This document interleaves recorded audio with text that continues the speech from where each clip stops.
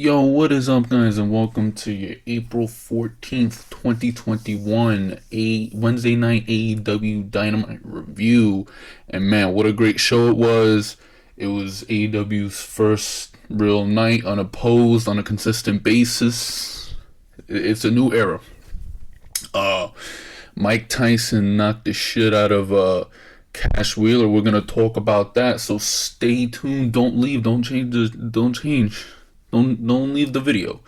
Leave a thumbs up, subscribe if you're new, turn that notification bell on, comment down below, and let's start the review. Honestly, there was a promo. It started off with a promo. The Young Bucks were cutting a promo how they pretty much they changed, and so now you're gonna get the heel Young Bucks. Then the intro shows, and then after the intro, Mike Tyson cuts a promo, and MJF pays him a check for the match later on tonight, and Mike Tyson doesn't accept it, but he eats it. He puts the check in his mouth. So it was pretty funny. And then he's like, "You're gonna regret that shit." And then whatever. Then you had Death Triangle, Pac and Rey Fenix versus the Young Bucks. This match went a long time, deservedly so, because this was the best match of the night. Crazy match, man. So, pretty much you had the Young Bucks, acting as heels. Rey Fenix did his shit. One of the Young Bucks did a nice Canadian Destroyer onto Phoenix.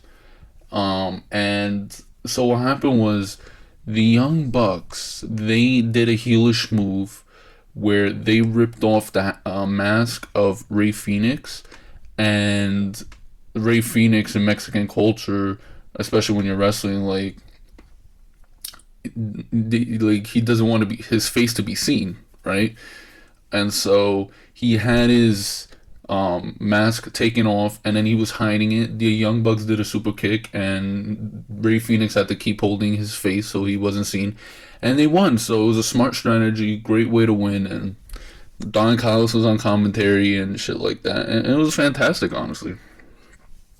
Dark Order and Hangman Page are interviewed backstage. Page says it's gonna be 4 to 6 weeks for John Silver's injured shoulder to be rehabbed and shit like that. He's slowly gonna get built up to take the title off of Kenny Omega.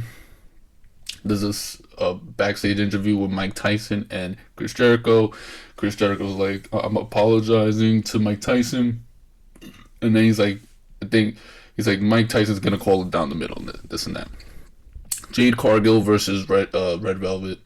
This was gonna build up Jade Cargill, especially if they're going the route of her having an undefeated streak. So she beat Jade Cargill. There was a lot of women's stuff tonight. There was a lot of women's segments. Britt Baker, Dr. Britt Baker, she did a interview backstage promo, and she's just talking about how she's gonna be the number one contender to take and get the women's championship, honestly, and be number one contender. So Britt Baker, my girl, there you go, man. Anthony Ogogo versus Cole Karter. So Anthony Ogogo, he's a boxer, former boxer. So he did he was gonna win no matter what. He was facing a jobber. You don't know who Cole Karter is, and he was beating him up, and then he did a nice body blow, whatever, and the referee called it because he's a boxer. Everyone's like, what happened? He's a boxer. So I guess they're going around that route of TKOs and shit like that for Anthony Ogogo. So this was when the what's his QT Marshall's group.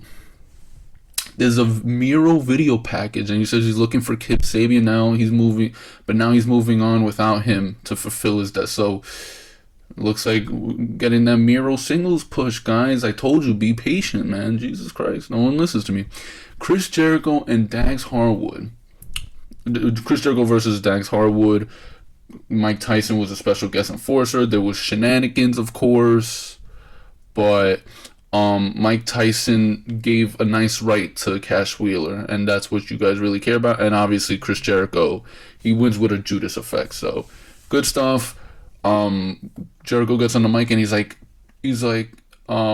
Mike Tyson is an ancillary member of the inner circle, so he's not really a member of the inner circle, but it's just like kind of like an honorary, I guess.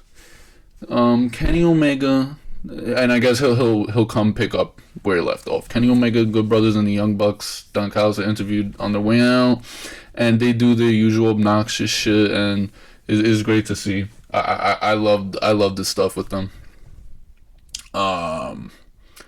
There was a Thunder Rosa hype reel where she says that she's coming for both the AEW and NWA's championship.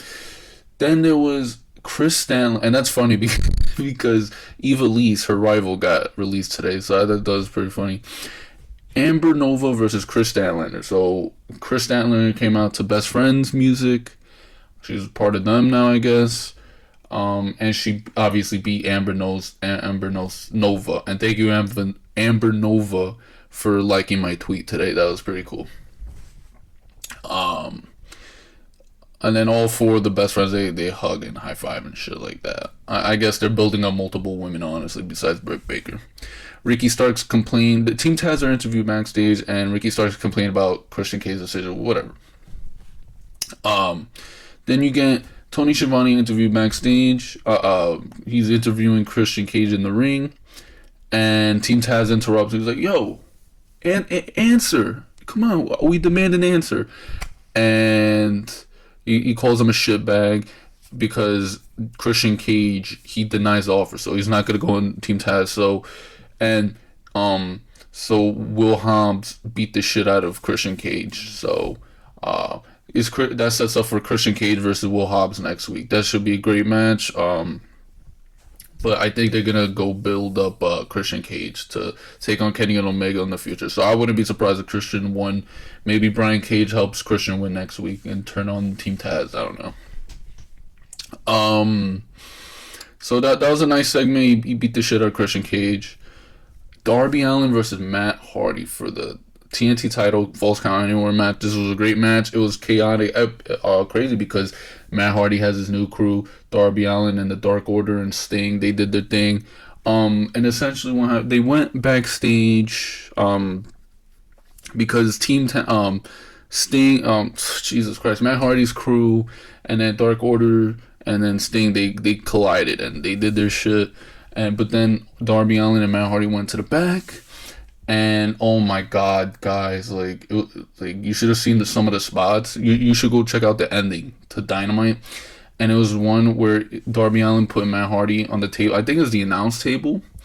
And he gets up high on this the balcony or whatever the fuck and does a coffin drop for the win. Darby Allin's still champion. It was a great moment. Great way to start your own night and shit. It was great. I love that. And we got a great show next week. So I finally got this. Hopefully going to get this out to you guys.